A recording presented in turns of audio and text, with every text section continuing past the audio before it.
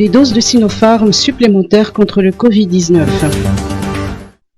La Chine contribue de manière soutenue à la lutte contre le Covid-19 à Madagascar. Plus de 800 000 nouvelles doses de vaccins Sinopharm contre la pandémie, dont de la République populaire de Chine, sont attendues sous peu à Madagascar, en complément des 768 000 doses précédentes, ça fait savoir son Excellence Madame Guo Jianmei, ambassadeur de Chine, en marge du Salon des médias qui a ouvert ses portes ce matin à Ivat. La Covid-19 sévit toujours et la gestion de la pandémie est très importante tant pour la vie et la santé du peuple que pour le développement socio-économique. Le président Xi Jinping a annoncé lors du forum que la Chine fournirait à l'Afrique 1 milliard de doses de vaccins supplémentaires, dont 600 millions sous forme de dons et 400 millions sous d'autres formes, comme la production conjointe entre les entreprises chinoises et les pays africains concernés. Cette année, le gouvernement chinois a déjà fourni 300 000 doses de vaccins Sinopharm à la partie malagasy et 468 000 doses de vaccins Sinopharm sont arrivés à Madagascar par le biais du mécanisme COVAX.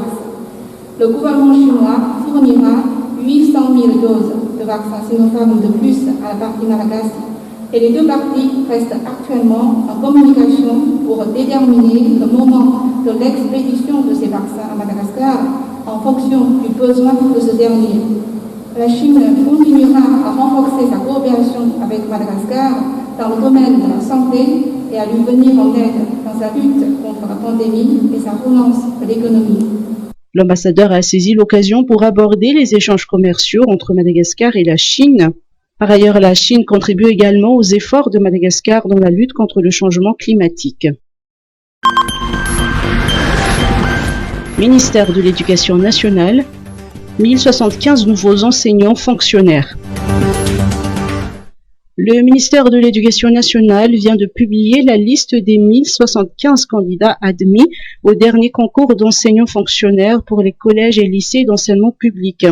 Comme le nombre des admis pour enseigner les matières d'EPS, du français, de la culture et de l'anglais n'a pas été atteint, les 149 postes ont été attribués aux mathématiques, au SVT, à la physique-chimie et au malagasy. Ces nouveaux enseignants suivront une formation de 3 mois dans un centre régional de l'Institut national de formation pédagogique avant de rejoindre leur poste d'affectation. Eau et assainissement. L'ODD 6 est loin d'être atteint. Beaucoup reste à faire pour Madagascar pour parvenir à l'objectif de développement durable numéro 6, portant accès à l'eau potable et à l'assainissement. Les dernières statistiques rapportent que 57% de la population n'ont toujours pas accès à une source d'eau améliorée et 77% ne disposent d'aucune installation appropriée pour se laver les mains. Afin d'évaluer les performances par rapport aux objectifs, le ministère de l'Eau, de l'Assainissement et de l'Hygiène a réuni ses partenaires techniques et financiers ainsi que toutes les composantes sous-sectorielles.